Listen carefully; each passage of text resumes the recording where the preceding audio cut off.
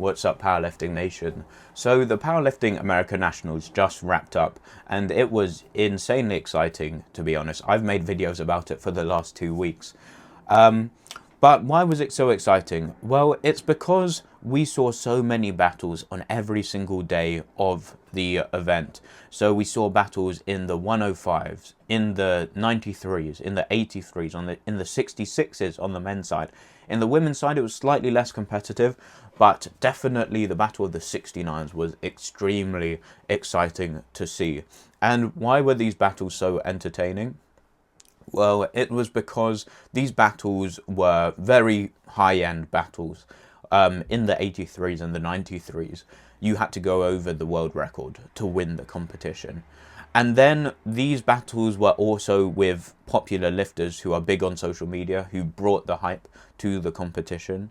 And also, obviously, it's because these competitions were competitions where we had a lot of people that could come in and win. Oh my goodness, Sean is on fire today! And this filled me with a lot of optimism, because I obviously want the sport to grow. That's why I created this channel. And the problem with powerlifting is that the meets aren't entertaining. People don't really want to watch an 8-hour long meet, or not 8 hours, but a 4-hour long meet. They just don't want to. And the reason they don't want to is because usually the flights aren't very exciting at IPF Worlds or at many national competitions, because we maybe have 1 or 2 very competitive athletes that we want to watch, and then everyone else in the flight, they're people that we don't really care about because they don't really have a chance of winning. And so what happens is most people maybe will like skim through the meet, or just wait until they see like the highlights after the meet.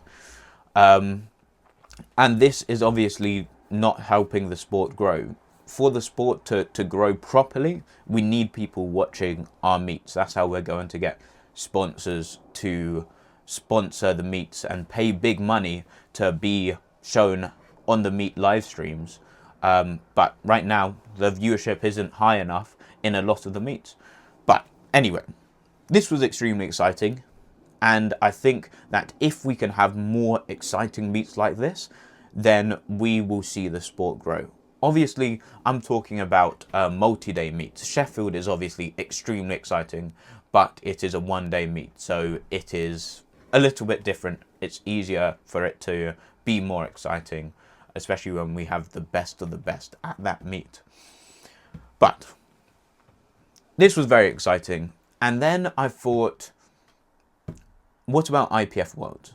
Because IPF Worlds should be more exciting than Powerlifting America Nationals, because it's IPF Worlds. It's supposed to be the most competitive multi-day event in the world. However, it isn't. I would argue that if we look at Powerlifting America versus IPF in terms of competitiveness, and bear in mind, when I say competitiveness, I mean that in the flights you have multiple people that have a good chance of winning it. And I would argue, especially on the men's side, that Powerlifting America Nationals is more competitive than IPF Worlds.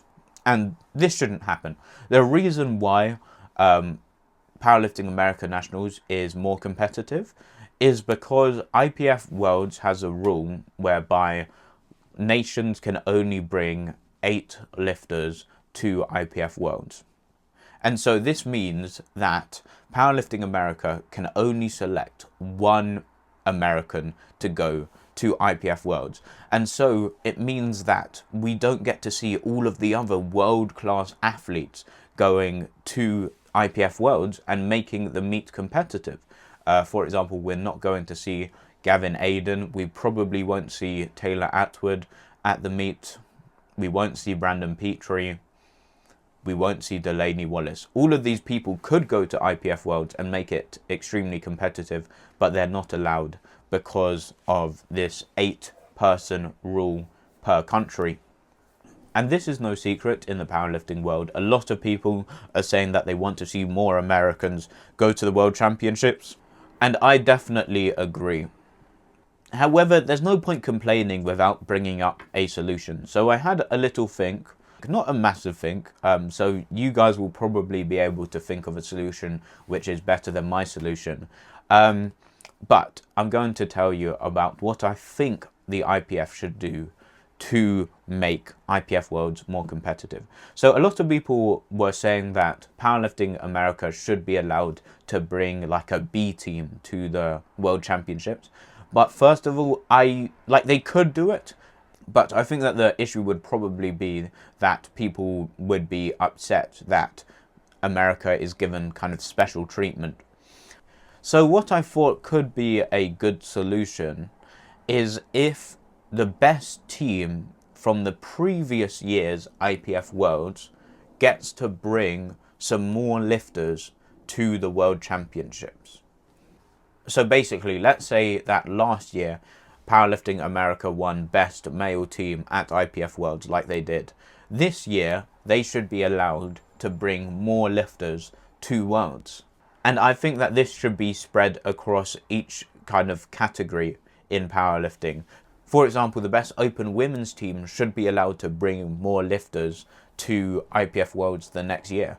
And that would be good because maybe we'd see more French female lifters at IPF Worlds, making IPF Worlds the next year more competitive. And in the juniors, we could also see this. For example, the British junior men are very impressive. And it would be exciting to see more British junior men at the World Championships.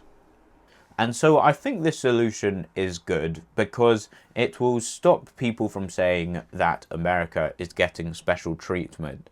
It also is good because it adds another kind of nice competitive factor because all of the teams are going to be competing to see who is going to win best team. And so that's going to be an exciting factor. It can bring together countries and it will make people watch multiple different weight classes so that they can see what's going to happen in the team points. It will also add another nice kind of factor, which is that teams will have to be a little bit more strategic with their attempt selection so that they can maximize their team points. How many extra lifters should the best teams be allowed to bring? I would say maybe another 4 lifters would be good. So maybe instead of the American men's team being allowed to bring only 8 lifters, let's say that they could bring 12 lifters, which would be good. And maybe we could give more lifters to the second and third teams. For example, we could give first place 12 lifters, second place 10 lifters, and third place 9 lifters, or random. I just thought of that in my head, but that could be another way that we could make IPF Worlds just more competitive, more exciting, and we would get to see now these top lifters going to the World Championships, making the World Championships more competitive. And I like this solution as well because it doesn't change the whole system. It is relatively the same.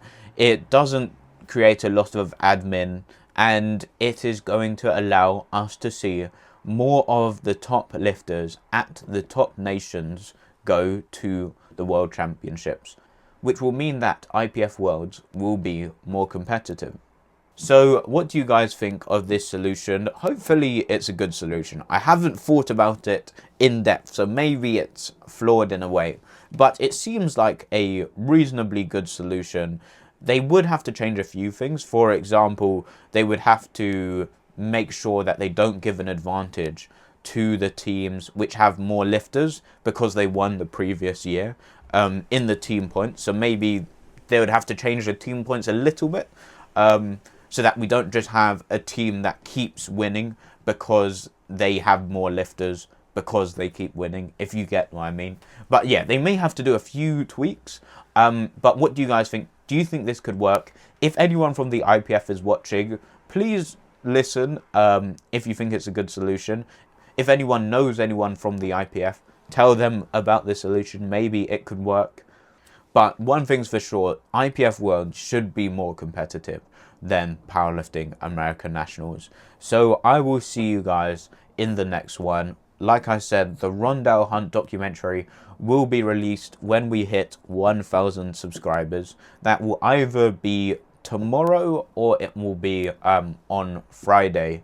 But I will see you guys in the next one. Goodbye.